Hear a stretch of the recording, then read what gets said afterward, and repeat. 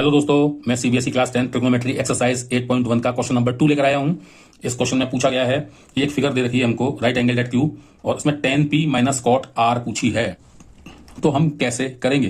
तो पहली चीज आपको tan p निकालनी है। पहली चीज तो आपको इसका बेस की वैल्यू नहीं पता, तो ये राइट एंगल है, ये बेस है, ये परपेंडिकुलर है और ये आपका हाइपोटेनियस है। तो इसकी आपको वैल्यू निकालनी हो तो क्यू आर बराबर क्या हो जाएगी? मैं डायरेक्ट कर रहा हूं, आपको पता है वैसे। हाइपोटेनियस के स्क्वायर में से 12 परपेंडिकुलर का स्क्वायर हम माइनस कर देंगे, तो 13 का स्क्वायर माइनस 12 का स्क्वायर।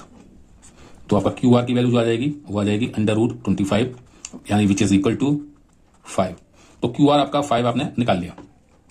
अब हम सॉल्व कर सकते हैं tan p निकालने के लिए। देखिए, एंगल मेन चीज होता है, एंगल पे बात होती है कि अगर p निकालना है, एंगल p, तो जिस एंगल को निकालना है वो बेस पे रख लीजिए, अपने आपको आसानी हो जाएगी। तो अभी आपका ये बेस माना जा रहा है जिसका एंगल r है, आपको r चाहिए कॉट के केस में, तो हम उसको बाद में इस्तेमाल करेंगे। तो p के केस में ये क्या इमेज बनेगी? p को अगर मैं बेस मानूं, इसको मैं खड़ा ना करके ऐसे कर दूं, तो ये आपका कुछ ऐसे बनेगा, ठीक है। और q पर ये एंगल राइट एंगल है, तो p आपका बेस पे ले लिया मैंने, यानी इस लाइन पे ले लिया, और ये आपका r यहां आ गया। और क्यू आर इस फिगर में हमने अभी 5 निकाला है, पी क्यू इस फिगर के हिसाब से 12 दे रखा है, और पी आर इस फिगर में ये दे रखा है। अब ये हमारे लिए इसके लिए tan p को निकालने के लिए बेस पे p हम लेकर आ गए हैं। तो tan p तो क्या होगा? tan, देखिए ये एक सीक्रेट छोटा सा फॉर्मूला याद रखिए, p b p upon h h b. इसमें पहला जो रेशियो होता है ये साइन का होता है, दूसरा जो होता है ये कॉस का होता है, और तीसरा वाला जो होता है वो tan का होता है। तो हम tan वाले पे ध्यान देंगे। परपेंडिकुलर अपॉन बेस, ध्यान रखिए। परपेंडिकुलर इस केस में क्या है? ये है खड़ी लाइन, ठीक है। तो यानी कि क्या हो जाएगा आपका? परपेंडिकुलर अपॉन बेस होता है, ठीक है। तो आप कैसे करेंगे? वो आपका परपेंडिकुलर 5 है, बेस कितना दे रखा है आपको यहां पर? 12।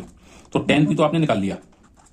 इसी तरह से कॉट r निकालेंगे तो अब हमारी फिर इस फिगर पे आ जाएंगे, क्योंकि इसमें दे रखा है r बेस एंगल।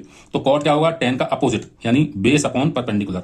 तो इस केस में बेस क्या है? 5 और परपेंडिकुलर क्या है? 12।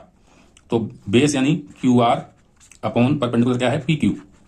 तो क्यू आर कितना दे रखा है आपको? 5, और पी क्यू कितना दे रखा है? 12। तो ये निकाल लिया। तो आपसे एक आपकी वैल्यू आपने कॉट आर निकाल ली, और एक आपने वैल्यू tan p निकाल ली। पूछा है आपसे tan p minus cot r, तो ये क्या हो जाएगी? tan p आपकी है 5/12 माइनस कॉट आर की आपकी वैल्यू है 5/12, तो ये तो 0 हो गया। तो आपका आंसर 0 है इसका।